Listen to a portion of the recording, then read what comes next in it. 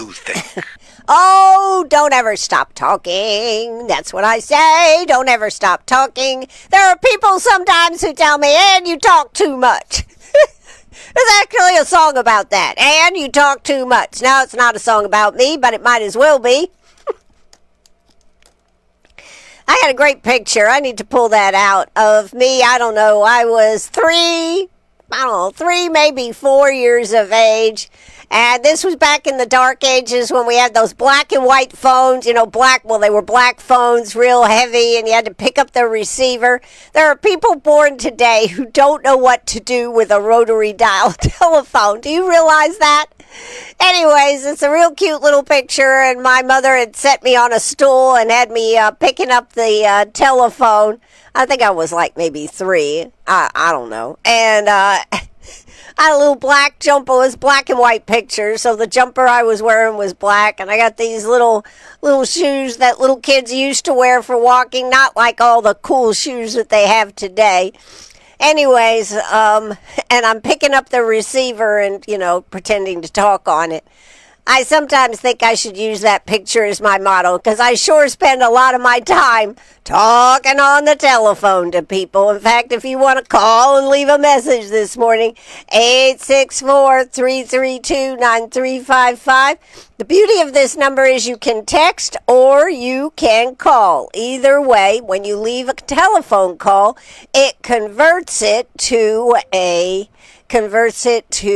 text, so that way I get to see what's going on.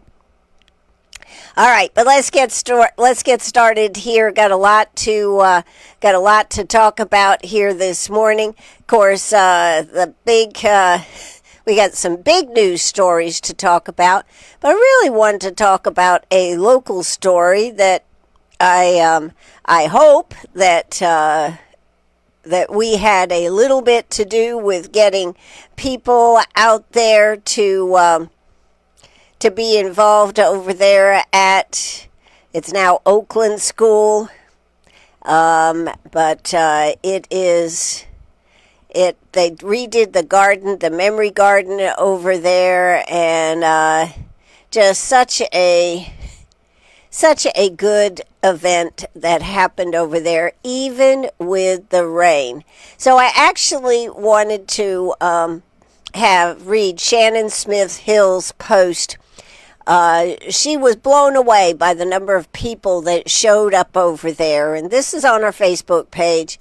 It says, "Forgive me for the long post, but I need to try to put into words what it felt like a dream, an out-of-body experience, a complete blurred day, and to recognize things before I forget. I can't even put into words how overwhelmed I've been today. At 8:04 this morning, as the rain continued to pour and my husband and I stood in the doorway of his building, waiting for a slight break before loading bags of concrete, I got a call from Clay Sprouse. Hey, I'm here with a few other people who can't stay all day, but we're willing to start in the rain. What can we do?" When I pulled up to the garden, a handful of people, including Clay, Oakland survivors, Randy Bagwell Gregory and Jennifer Lawton Chilton, District 50 Superintendent Shane Goodwin, Rice Elementary PE teacher Kyle Lynch, and my daddy had already put most of the rock border down. Shortly after, more people started rolling in and shoveling mulch. There were people from the community I had never met before, family and friends who support me in ways I can't even begin to imagine. Members of our Oakland Elementary School 1988 support group and their families, and several current District 50 staff, all showing up, all working side by side. I literally couldn't speak. I never expected so many people to show up, especially in the rain, but they did, and they jumped right in. This is Shannon Smith Hill. I'm usually very organized and did have a plan for today, but when I saw all these people soaking wet, unfazed by the rain, helping me, helping us, I completely lost my sense of what normal self is. I felt every emotion all at once, and I found myself unable to give directions when people asked, unable to help, unable to control my feelings. Watching everyone else step up was humbling beyond words. It reminded me that this garden isn't about one person's plan. It's about community, and today the community showed up in the most beautiful way. At one point, several of us who were at Oakland that day went into the school, leaving our muddy shoes at the door. We walked in our socks through the cafeteria and halls, remembering it all. Being there together felt like a meaningful step in processing everything. For those who wanted to come but couldn't or came later, please don't apologize. The rain threw off timing and I struggled to keep everyone updated. My phone was overloaded with messages and updates starting at 6:30 a.m. until it finally died. There will be plenty more opportunities, and I know many more want to come when it's not raining. If you're ever nearby, stop by the garden. If you see weeds, pull a few. You don't have to spend hours there or wait for me to organize an event. Every little bit makes a difference. Rocks are always available for painting. I still don't have the words to express my gratitude for everyone who showed up today and went above and beyond. Thank you, Madison and Natalie, for capturing photos of the event for me and others who have shared. Thank you, Signs by Chris, for making and donating our official garden sign. For everyone who was there today, please know I am thankful beyond measure, more than you will ever know. Thank you from the bottom of my heart. For those who were there and missed your leaving, I owe you a hug. I know I will think of more people, but wanted to get this out while it was still fresh. What an unbelievable turnout of people who came and helped out today. This is so great. And I know that people are amazed at the strength that people have shown throughout these years, and to continue and to have this memorial garden as a place where people can be has got to be very, very meaningful, very meaningful. So I just want to say congratulations and thank you to everybody who showed up and to help with this project. It is something we need to remember. It was the first school shooting in the United States of America, and it was right here in Greenwood, South Carolina. So that is one thing that happened right there in our local community. I'm sure there'll be more posts and whatnot about it, but the very fact that people can go over there and check it out over there at Oakland. Well, it was the Oakland. Now it's the Eleanor B. Rice School over there, right there on Durst. Such a good thing that happened. All right, so that was that event that was going on. People didn't know how the Latin festival was going to turn out, but it started off a little bit slow. But boy, when I was down there 6:30, that place was hopping. That place was hopping. So it is a good thing that they did have the roads barricaded off down there at the bottom. That was a great turnout.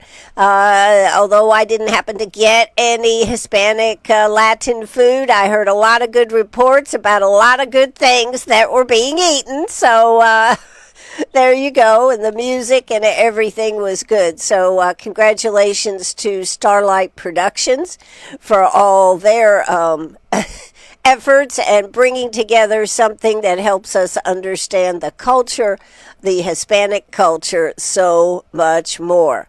And to realize how much we enjoy the Hispanic culture, right? So there you go. That was going on. I'm sure that will be on the calendar for next year as long as Ruby Harlow will keep picking up the mantle. That's Starlight Productions.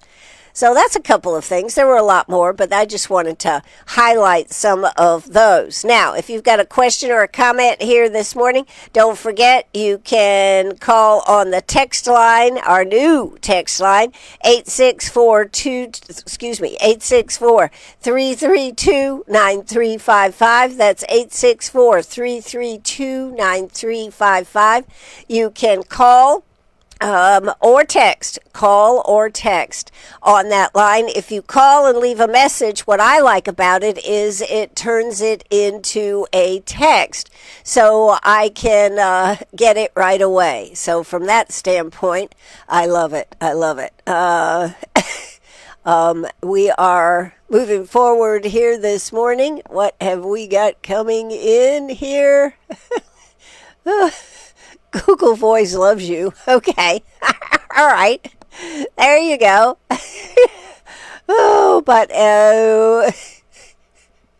Okay, there you go. Well, we are here. We are here today. I love getting messages right here this way because I get them while we're on the air. That's the fun thing about it.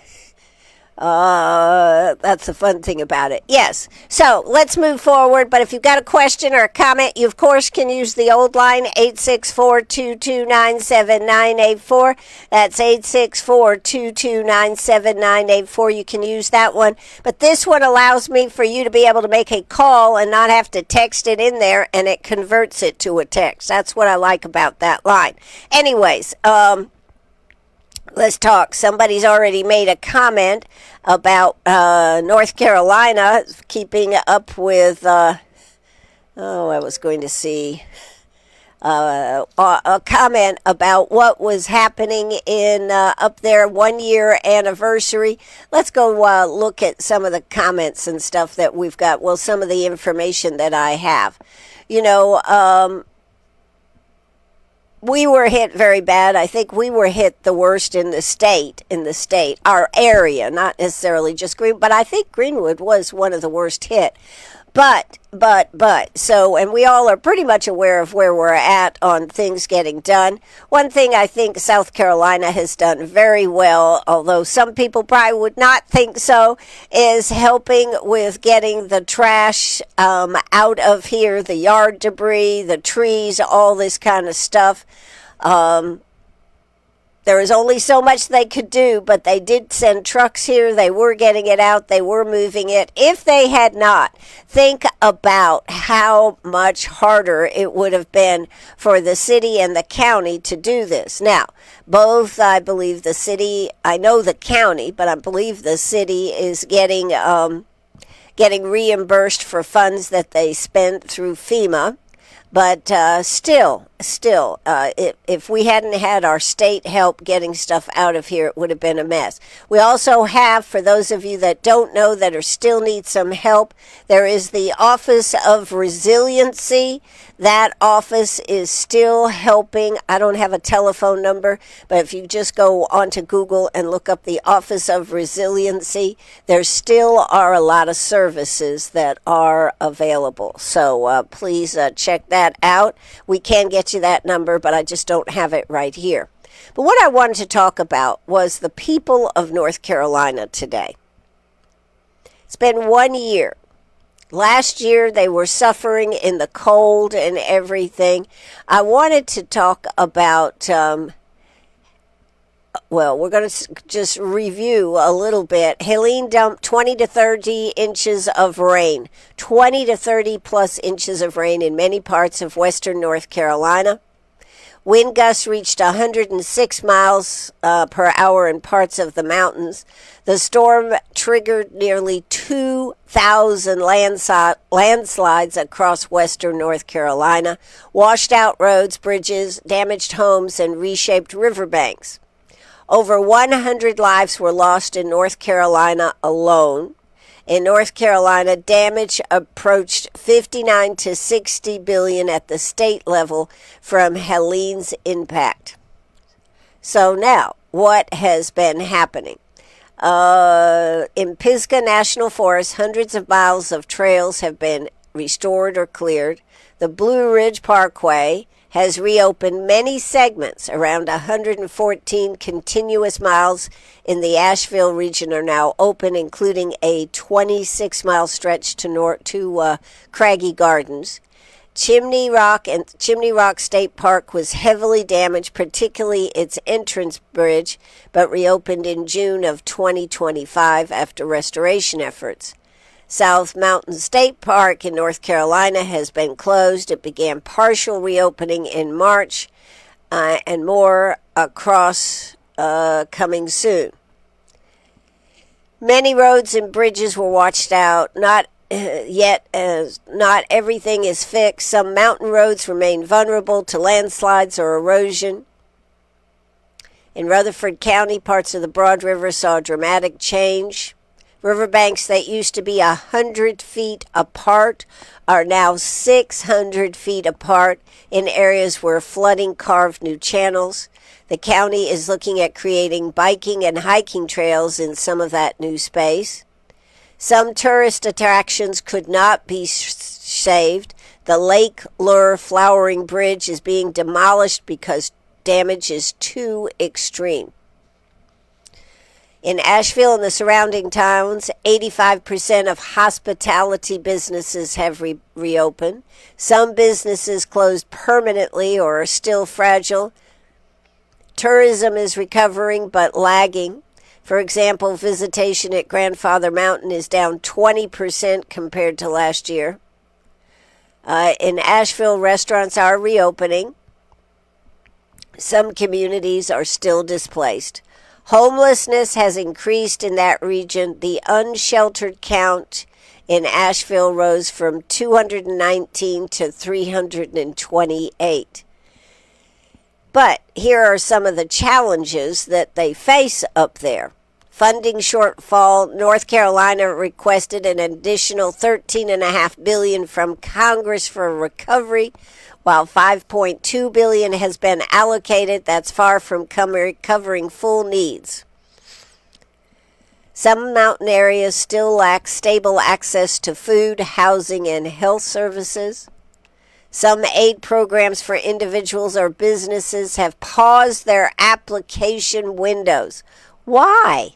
These people are suffering. Emotional and psychological recovery, grief, trauma, and loss of place are lasting. Not all communities have had the place or the space to process what was lost.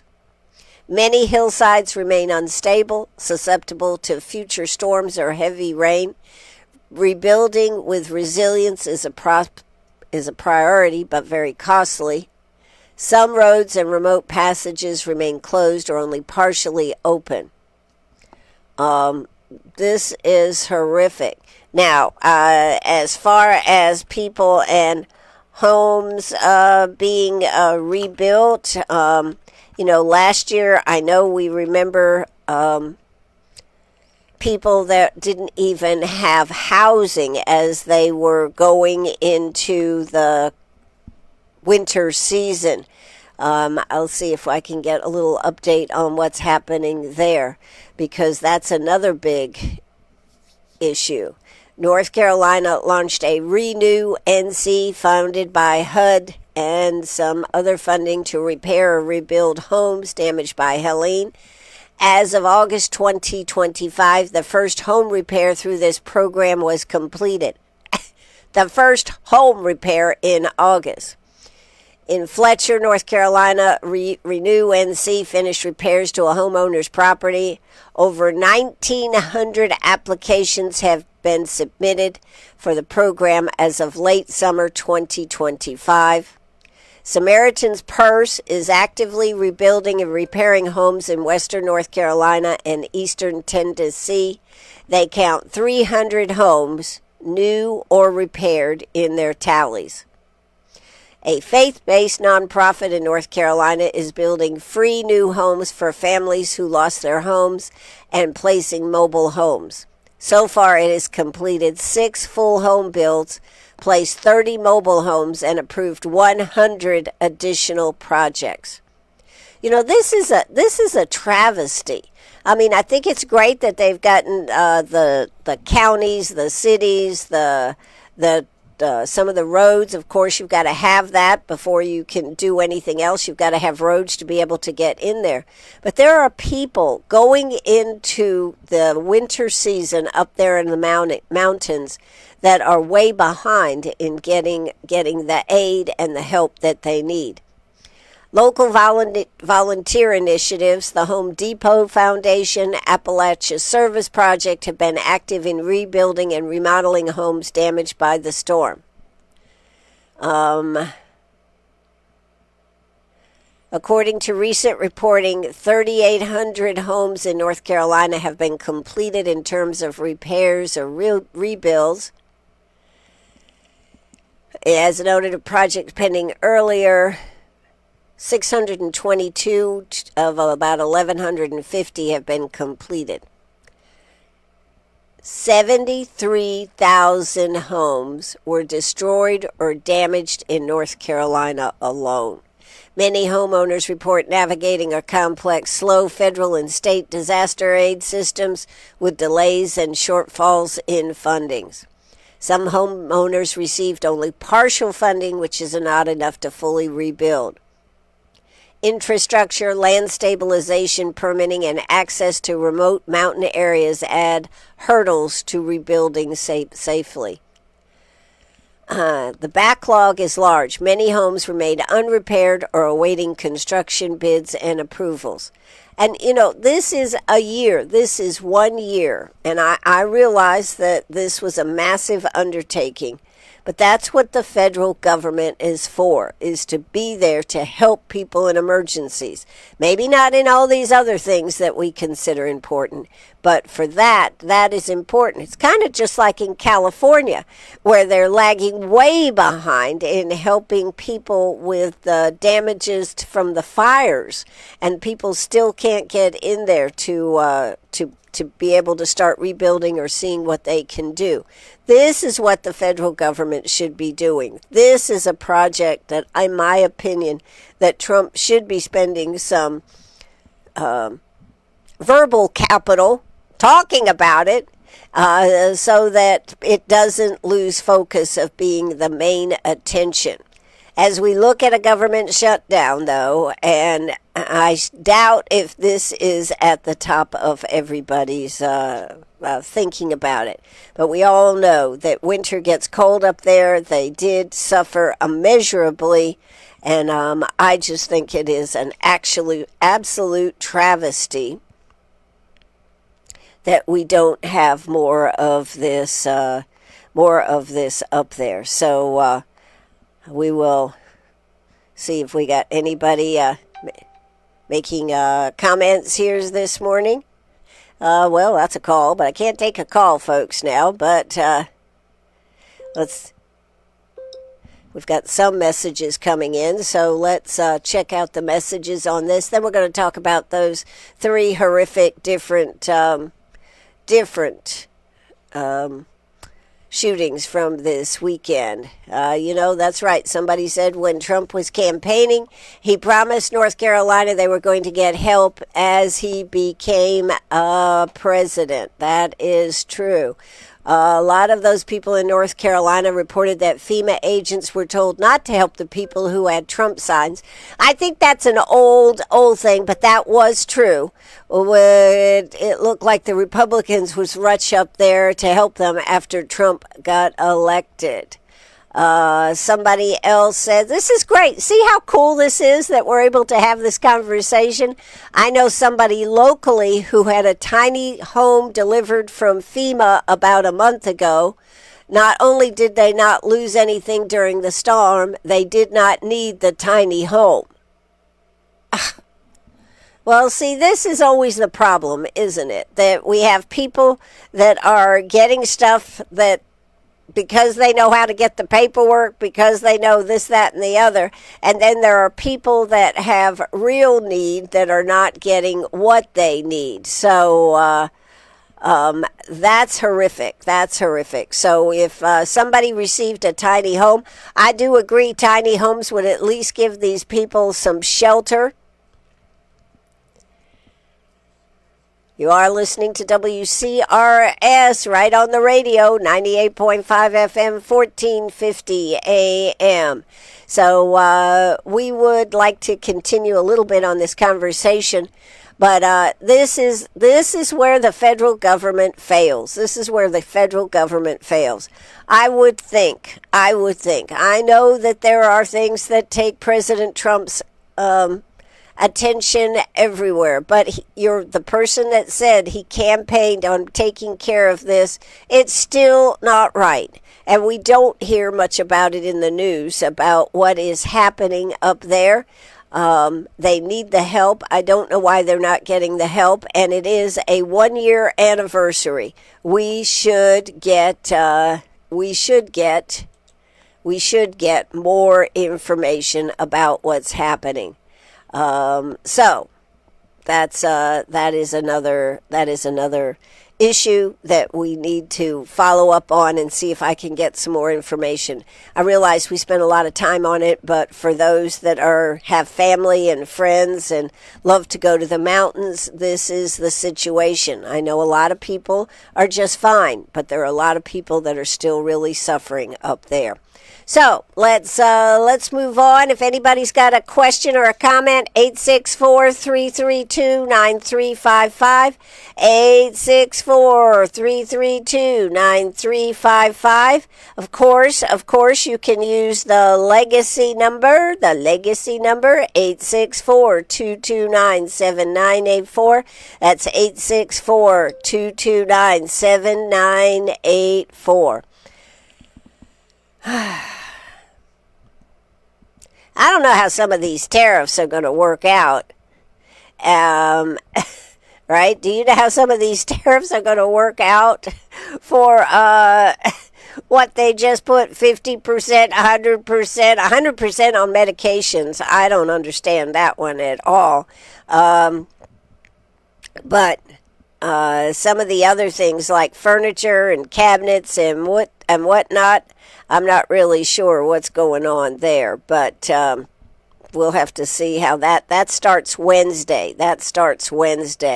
So let's see if I can find out if anybody else is commenting on the legacy line. I love Susan's message from Saturday.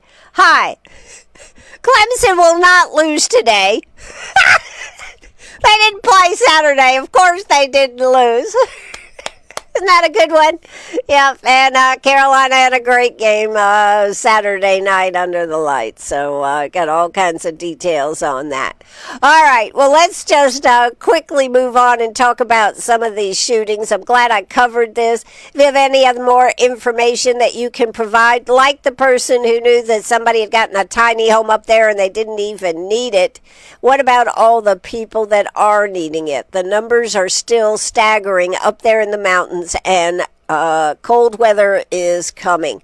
Come on now, federal government. Let's do something about this and make these people whole. Where's the state of North Carolina on pushing to get this made whole? And where is President Trump on something that could be a real win-win for him to come on down here to North Carolina and check out the progress on the 1-year anniversary? Surely he didn't show up because it's not looking as good and pristine as he'd like it to be. That's right. Why don't we bring the National Guard down here and get some of this cleaned up? Oh, I forgot. We got to get the cities all straightened out. North Carolina deserves to, the mountains need to be fixed, and that's just my personal opinion. All right, 864-332-9355. All right, let's go back and just I want to talk about these 3 shootings that happened over the weekend. You know, everyone is talking about the church shooting on Sunday morning. What was that, about 10:25 in the morning? What a horrible thing. People were in there worshiping.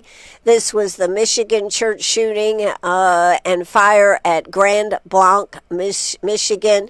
That was the Church of Jesus Christ of Latter-day Saints meeting house. That's a suburb of Flint, Michigan. The assailant drove a vehicle into the church, then opened fire on worshipers, and then set the building ablaze using gasoline or another accelerant per reports. The attack was swift. The first 911 call, was at 10:25 a.m., and the suspect was killed by 10:33 a.m.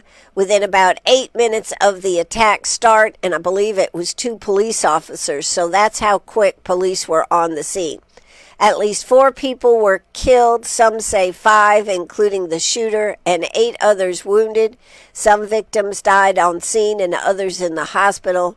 1 or more bodies was later found burned in portions of the church. I heard that there were people on the 2nd floor and they could not get out of the church with the fire.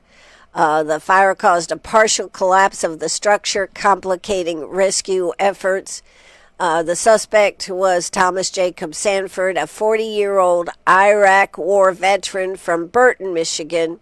They still don't know exactly what the motive was, but they are, of course, checking his cell phone, all his digital media, etc. That one was horrible on a Sunday morning. On top of that, there have been some other church fires. There was one in Houston in early September. In another case, a Texas woman was arrested for arson after setting fire to a church in El Paso. Also, Washington State, a woman was sentenced in 2025 to 6 years in prison after she set the Seattle Lutheran Church ablaze in August. Those are all fires that have been happening in churches. And in Southport, North Carolina, I just can't believe that this is what is happening in our country. I don't know about you. At about 9:30, someone in a boat opened fire on the American Fish Company, a waterfront restaurant bar in Southport. The shooter paused briefly near the restaurant, fired into the crowd of patrons, including on the deck facing the water, then fled via boat along the Intracoastal Waterway towards Oak Island. 3 people were killed. At least 5 others were wounded. Some reports place the number of injured at 8, with at least 1 in critical condition. Many of the victims are reported to have been visitors or vacationers, not local. The suspect is in custody, Nigel Max Edge, 40, of Oak Island. He was arrested by the U.S. Coast Guard after being spotted loading a boat at a public ramp. He has 3 counts of first-degree murder, 5 counts of attempted first-degree murder, 5 counts of assault with a deadly weapon with intent to kill. They say that it was highly premeditated and targeted, and the place that this happened at, the restaurant/bar where this happened at, the American Fish Company, they knew who this guy was. He had been at the place many times. The firearm used was a short barrel AR-style rifle with suppressor, folding stock, and scope. He's a combat veteran and claims to suffer from PTSD. He's had minor contacts with law enforcement. I think I heard a report that law enforcement had no idea that he was capable of something like this. He's also filed lawsuits against the Oak Island Police Department. The American Fish Company has announced that it will be closed indefinitely. That is a shame. At a beautiful time of the year to be able to have this place right there in Southport. It was a very popular place to go. That is a shame for them. Authorities say there's no further credible threat. I've got a lot of different agencies that are involved in this. I think I had an article about something more about him as far as what this person was.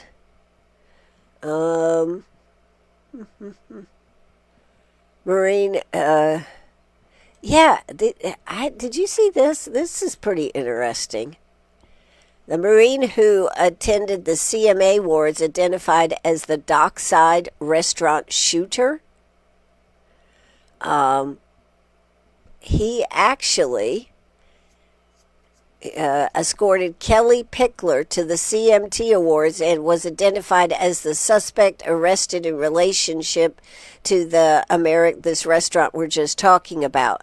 Nigel Edge, who changed his name from Sean Du Bois in 2023, was identified as a combat veteran allegedly suffering from PTSD when he was detained by authorities on Saturday in relationship to the shooting.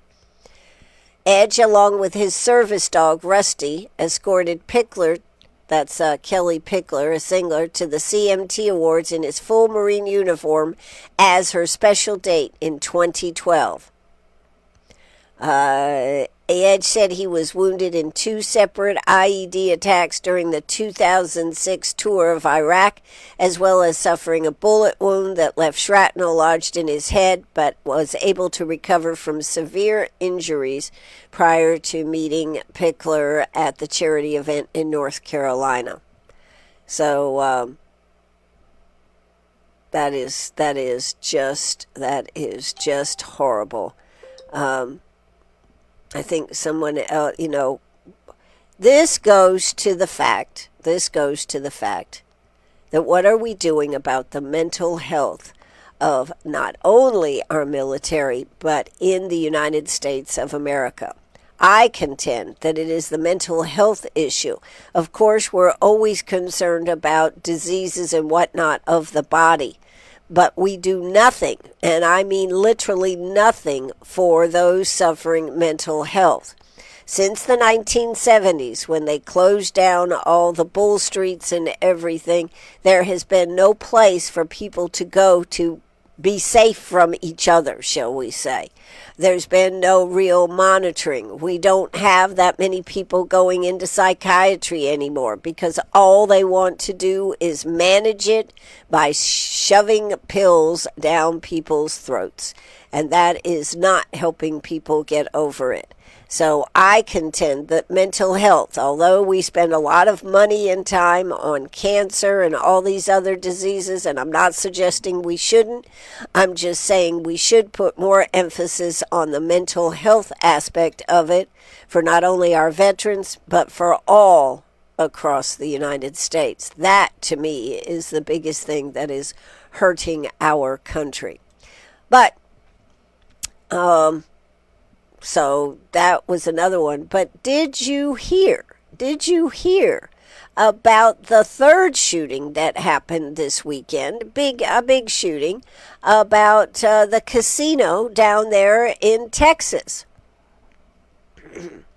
On September 27th, during a raffle event at the Kickapoo Lucky Eagle Casino. I like that name, Kickapoo. It's located on the Kickapoo Reservation near Eagle Pass, Texas. The casino was hosting a Mercedes September to Remember promotional night with giveaways and performances. Gunfire erupted near midnight. People were running and hiding. 2 people were killed. Excuse me, I'm on the radio right now. 2 people were killed, several others critically injured. Among the dead was Mark Antley, a retired U.S. Customs and Border Protection agent. So, another woman died, apparently en route to the hospital. Let me see if I can keep the beast quiet for just a couple more minutes here. The suspect and arrest, a 34-year-old Karen Rashad Jones from San Antonio. He was arrested in Wilson County in a town called Stockdale, about 180 miles from the casino, after a manhunt that involved multiple agencies. They used a taser to disable the suspect's vehicle. A weapon was recovered. Capital murder charges and aggravated assault. casino, of course, was evacuated and secured.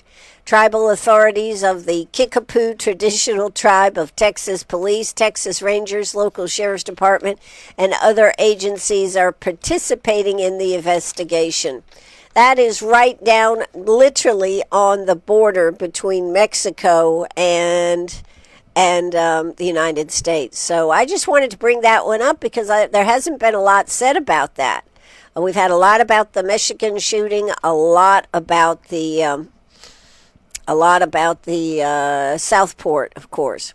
And, of course, then we've got the rains out there and the hurricane and everything. So, let's see. Is there anything else we need to talk about? Yes, and we need to talk about the Veterans Stand Down that is coming up Wednesday, October 1st, from 9 to 1 at Emmanuel Lutheran Church, 501 East Cresswell Avenue. This is the event of the year as far as helping our veterans get information. You have to bring your DD-214, a VA card, or an ID card. If you do not have any of these, please come anyways, and they'll start the process of getting you the things that you need. They will have all kinds of resources, from free haircuts to free lunch. They'll be enrolling, Penny, come on. They will be enrolling people in the VA. You'll be able to request a DD-214. You know, you're small, but you're noisy. You'll get access to benefits, addiction, education, employment, eyeglasses, handicap access, homelessness, housing, job training, legal, medical, rent, and utilities. This is going to be about 30 different agencies and groups that'll be there to help. Now, here's the thing. A lot of you may be saying, I don't need any of these services. And that is true. But if you know somebody that does, please bring someone. There may be people out there that have partial services but don't even realize all the other services that are out there. So please make sure that you get them there. If you are a son, daughter, granddaughter, grandson, whatever, this is for men and women veterans, all veterans. If you can get them there, they will take care of them once they get there. So please get them there. That is this Wednesday, October 1st, from 9 to 1. And it is for anyone within the area. There is no Greenwood County, Abbeville County. You can be from any county. Just show up and let them help you. There'll be services from the state will be there. So anywho, it is a veteran stand down. I happen to know the American Legion and all the others have been working very, very hard to make this a success. Now we just need veterans to show up so that they can help you. Again, there are some, I think there's going to be one in Greenville, there's going to be one maybe in Augusta, Columbia, but there's nothing in this area, and that's why our veterans groups here decided to come together and make this happen. So whether you need the services or not, find someone that does, even if they have part of the services that they have, but there may be more services.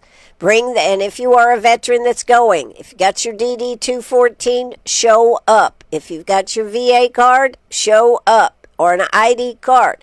Don't have anything, show up and let them help you start the process. That's a big deal, and that is this Wednesday from 9 to 1. So regardless of where you are as far as needing help, please help if you can. All right, let's see. What else do we have here? I got another message that came in. Let's see. This is not the America I wanted for my child. Maybe my judgment is clouded by emotions, but I cannot see that the left or the right is doing anything to fix this. I think you absolutely are right. It's all a thing about being in the media, showing up in the media, and it's just like, I'm going to use the same example. Here we are having 2 days. What are we? Wednesday, the government's out of money. Wednesday, the government's out of money. So what do we have going on? The government's funding authority must be renewed by September 30th or federal agencies face a lapse. And here they are. So far, none of the 12 annual appropriations bill have been passed for the 2026 budget. They've got all kinds of issues. I'm not going to go through it today. They are supposed to be meeting this afternoon, I think. Senate Democrats led by Chuck Schumer are pushing for real negotiations before any CR deal. Why not just get the CR deal and have everything remain the same while you hammer out the rest of it? Republicans are pressing Democrats to agree to the short-term funding first, then negotiation. A key White House meeting has been scheduled with congressional leaders to try and break the impasse. The White House aggressive prepare for layoffs posture is seen by some as pressure or brinksmanship. This is where we're at. This is where we're at. And you know what? I'd like to say, oh my God, and clutch my pearls. I'm not wearing any today, but I'd like to say that. But you know what? This is what happens every time they have a budget to do. And you know what the problem is? People become immune to it. They don't even care. The first time it happened, everybody was like, oh my God, this is terrible. One thing I do want to remind you, Social Security still gets paid. So if you are saying, oh my God, I won't get my Social Security, yes, you will. Key, and there are key services that, of course, will remain. Key personnel will be on working even if they don't. Likelihood they'll have this meeting and they'll make this big announcement. We've come to make a budget. We will continue working on this. The Democrats will say, we've been assured this. The Republicans will say, well, we got them to go along while we hammer this out. Great. You could have done this last week. Who went home? The Senate went home? The House Republicans went home because they said nothing was going to happen. And here we are 2 days before, and we're still a shutdown looms. It is unfortunate that we, the people that provide the money, are treated this way. I'm Ann Eller. This is WCRS Radio right here in Greenwood. Do not forget about the stand down. That is on Wednesday. Do want to update you. Tuesday we are going to be talking about on Meet Me at the Diner. We are going to be talking about home health services that are available from Self Regional Hospital. They've recently taken on another area, so they've expanded their services, but you'd be surprised how much is available. That'll be coming up tomorrow afternoon, and on Wednesday, we're going to be talking with the YMCA gals a lot about Rocksteady Boxing for those that have Parkinson's disease and what that program has meant to people that were in that program. I actually have interviews from some of the people in the program, have some video clips to show you that how they work out, what they do. I was very pleased to see that the program is expanding right here at the Greenwood YMCA, and they're going to be adding a second class because they've had such good participation, and the numbers are growing because people are aware of what is out there and how the program helps people that have Parkinson's. So I hope you'll tune in for that one. So that's a little bit about what's going on right here at WCRS. I'm really pleased that y'all have started to use my new text and voice line, 864-332-9355, 864-332-9355. 864-332-9355. Just had another text come in here this morning. They're never going to solve any problems if they're too busy pointing fingers at each other. Isn't that the truth? Isn't that the truth? Here, let's see if I can read this one. If they were told they were not going to get paid unless they had the budget ironed out 2 months before the deadline, it would have been done. Well, I don't know who said that one, but isn't that the truth? They keep getting paid. That's the problem. You are absolutely right. With that, I'm going to say adieu. This has been a fun morning here. Making sure that everybody lets me know what's going on is, of course, what I desperately love right here. So thanks for everybody that participated this morning. Let's do it again tomorrow morning right here on WCRS. Penny, is the show supposed to be over? Yes, it is. Why do you keep talking? I don't know. It's just in my nature. 864-332-9355. Gotta go, everybody. Penny wants me out of here, so we... Oh, God, Penny, give me a break. Give me a break. Everybody wanted to know what Penny was like. She's a handful. That's going to do it for me. Have a great day. Cue the music. There we go. Bye-bye, everybody. Have a good one. See you tomorrow. The phones are open.